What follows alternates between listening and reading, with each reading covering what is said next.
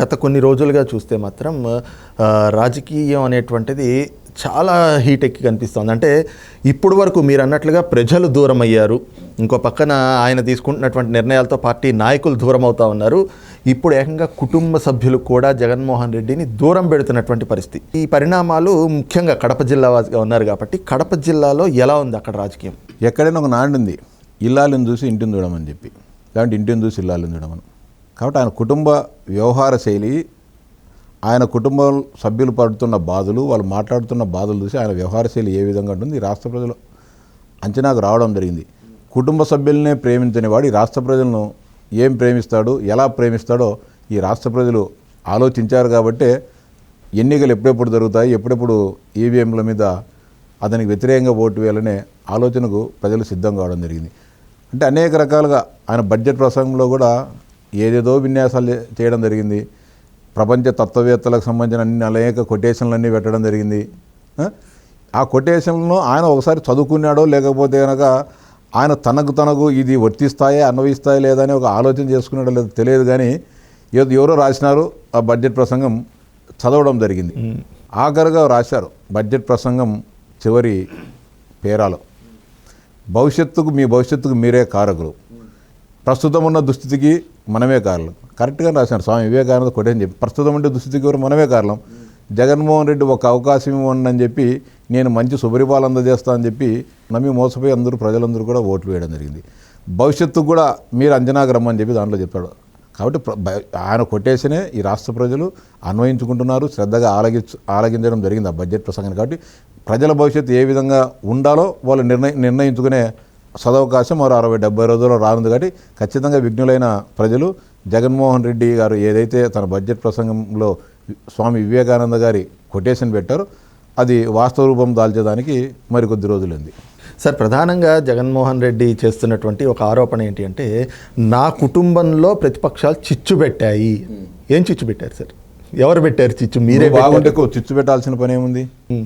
శర్మిలాను మేము చిచ్చు పెట్టినామా? వివేకానంద రెడ్డిని చంద్రబాబు నాయుడు గారు చంపారా? వివేకానంద రెడ్డిని ఎవరు చంపారో ప్రపంచానికి తెలుసు. వాళ్ళ కుటుంబంలో వాళ్ళు చిచ్చు పెట్టుకొని వాళ్ళ చెల్లెలు అన్న న్యాయం చేయమని చెప్పి సునీత గారు అడిగింది. సరే, దాదాపు 2 సంవత్సరం ముఖ్యమంత్రి చనిపోయిన తర్వాత మళ్ళా సంవత్సరంన్నర వరకు మీరు దోషులను పట్టుకోనంటే ఆ అమ్మాయి రోడ్డెక్కి ఈరోజు హైకోర్టు సుప్రీంకోర్టు వరకు పోవాల్సిన పని లేదు. షర్మిలాకు సంబంధించిన ఆస్తుల వివాదాల, కుటుంబ తగాదాలు అనేది అది మీ ఇద్దరికి సంబంధించిన తెలియదు. అది తెలుగుదేశం పార్టీకి సంబంధించిన సమస్య కాదు, ఇంకోటి కాదు. మీ సమస్యలు మీరు పరిష్కరించుకోకుండా ఈరోజు తెలుగుదేశం పార్టీ మీదనో ఇంకోరి మీద పడితెళ్ళాం. తెలంగాణలో వైఎస్ఆర్టీపీ ఇక్కడ పెట్టింది, ఆ రోజు మేము పెట్టమని చెప్పామా? మీరే కదా, మీ అమ్మ పోయింది కదా, మీ అమ్మని ఎందుకు నువ్వు మాట్లాడలేకపోయినావు? అమ్మ ఇది తప్పు, చెల్లెలను దండించని చెప్పి ఎందుకు ఉంది?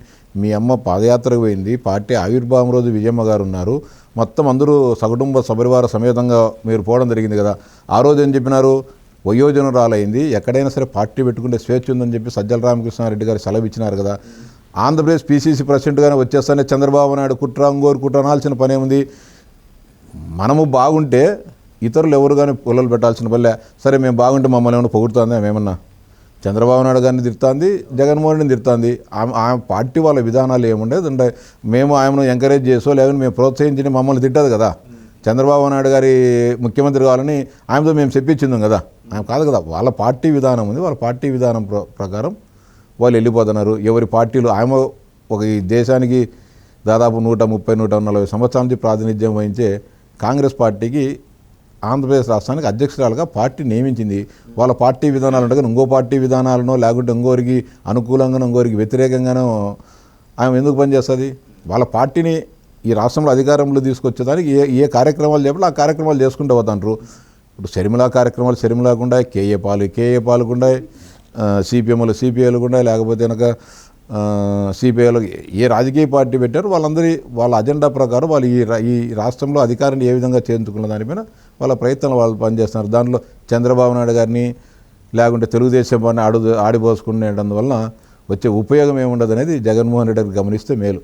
సార్, ప్రధానంగా చూస్తే మొదటి నుంచి కూడా అంటే ఎవరు జగన్మోహన్ రెడ్డికి వ్యతిరేకంగా ఉన్నా వాళ్ళని తెలుగుదేశం పార్టీతోనూ లేదంటే వాళ్ళ వెనకాతల చంద్రబాబు ఉన్నాడు అనేటువంటి ఒక ప్రచారాన్ని తెరపైకి తేవడం. అంటే ప్రధానంగా ఎప్పుడైతే సునీతారెడ్డి గారు తండ్రి హత్యకు సంబంధించినటువంటి కారకులు ఎవరు అనే దాని మీద ఆవిడ పోరాటం మొదలు పెట్టంగానే ఆవిడ వెనకాతల చంద్రబాబు నాయుడు ఉండి ఇది నడిపిస్తున్నారు, తెలుగుదేశం పార్టీ ఉంది. ఈ రోజున షర్మిల బయటకు రాగానే ఆవిడ వెనకాతల చంద్రబాబు నాయుడు ఉన్నాడు, నడిపిస్తున్నాడు. ఈ ప్రచారాన్ని ఎలా చూస్తారు? ఇప్పుడు ఇది ఆత్మస్థుతి పరనింద. ఆ అమ్మాయి ఏమి సునీత నిరక్షరాస్యులేం కాదు. డాక్టర్ చదువుకుంది, అమెరికాలో కానీ చదువుకొని అమెరికాలో ఉద్యోగం చేసింది, తర్వాత ఈ ప్రాంతానికి వచ్చింది. రాజారెడ్డికి జగన్మోహన్ రెడ్డి ఎట్లనో సునీత కానీ అంతే. నీలో ఎంత పౌరుషం ఉందని నువ్వు చెప్తా ఉంటావు, ఆ అమ్మాయి కానీ పౌరుషం ఉంటుంది. నీ మగవాని కాబట్టి నీకు ఎక్కువ అవకాశం వచ్చింది, నీ పౌరుషం నీకు ఎక్స్పోజ్ అయింది. ఆ మహిళలు కాబట్టి వాళ్ళకి అవకాశం రాలేదు కాబట్టి ఆమె ఎక్స్పోజ్ కాలేకపోయింది. మీ ఇద్దరితో ఒకటే రక్తమే కదా. రాజారెడ్డి ఇద్దరు, నువ్వు మనవని ఆమె మనవరాలు, ఇద్దరికి ఏం తేడా ఉంది? రాజారెడ్డికి వరకు వస్తే ఏం తేడా లేదు కదా. ఆమెకి ఎందుకు వాళ్ళ ఆయన చనిపోయినాడు, నువ్వేమో ఎవరు చంపింది తేల్చకపోతివి. ఆయన మన ఆయన ఎవరు చంపినారో తెలుసుకోవాలి కదా. శిక్షలా లేదనేది వేరే విషయం. అవును, ఎవరు చంపినారనే విషయాన్ని అన్నా తెలుసుకోవాలి కదా.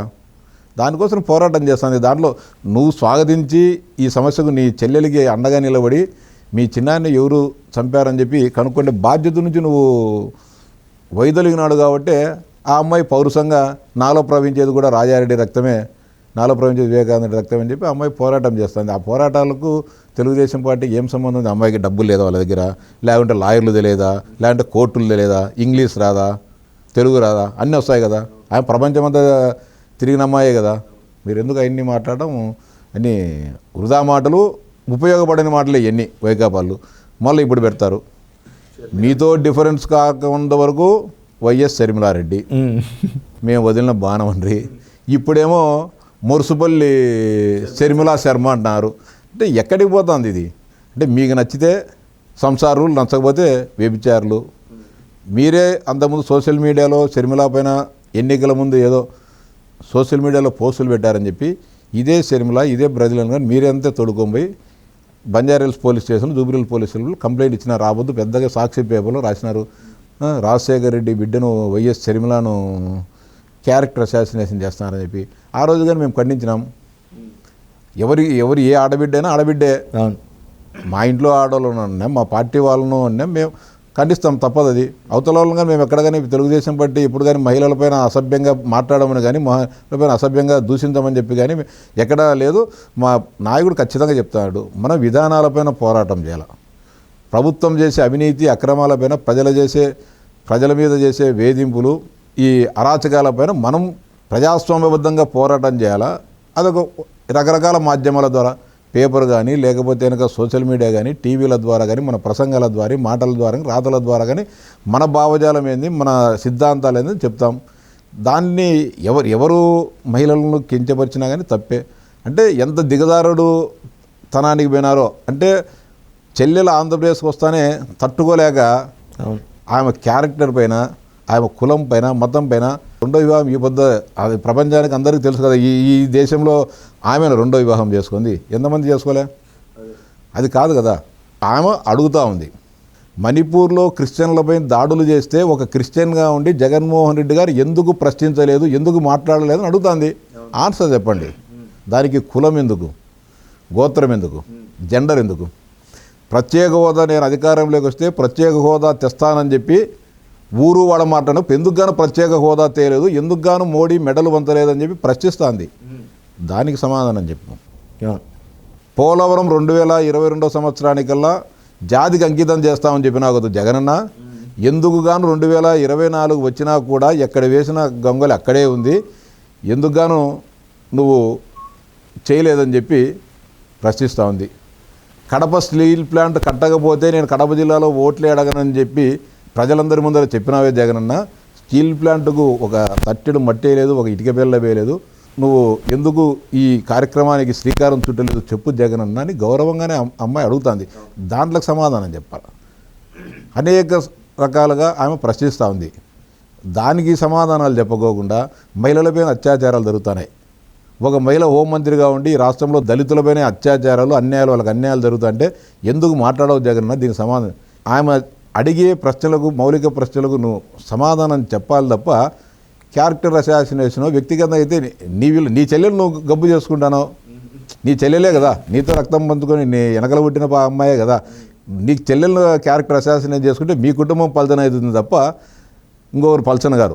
మీరు అన్నట్లుగా ఇప్పుడు షర్మిల గారికి రెండో వివాహం అనేటువంటిది ఇవాళ కాదు, రాజశేఖర రెడ్డి గారు ఉన్నప్పుడే అయింది. మరి 2011 నుంచి 2019లో జగన్మోహన్ రెడ్డి గారు అధికారంలోకి వచ్చే వరకు కూడా మరి ఆవిడ వెంటుండే కదా నడిపించింది. ఆమెతో పాదయాత్ర చేయించిరి, మళ్ళీ తర్వాత ఎన్నికల ప్రచారం చేయించిరి.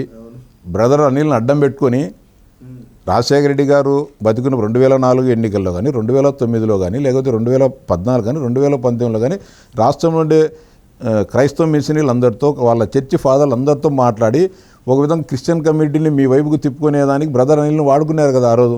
ఈరోజు మీకు వ్యతిరేకంగా మారే కొద్దీ బ్రదర్ అనిల్ క్రిస్టియన్ కాదు బ్రాహ్మణుడు అని చెప్తారు. సరే, అది వాళ్ళ వ్యక్తిగత ఏం మాట్లాడో అది మా పార్టీకి సంబంధించిన విషయం. వాళ్ళ ఒక సామాన్య పౌరునిగా అదే అదే చెప్తాను, అది వాళ్ళ విజ్ఞతకు వాళ్ళ ఇష్టం. అన్నా చెల్లెళ్ళు, వైఎస్ కుటుంబం వాళ్ళ ఇష్టం. వాళ్ళు ఏం కింద మీద పడుకునే ఈ మనకు వచ్చే సమయంలో ఏదైనా సరే రాజకీయాల్లో హుందాతనం ఉండాలనేది ఒక రాజకీయ పార్టీ కార్యకర్తగా అందరికీ చెప్తాను.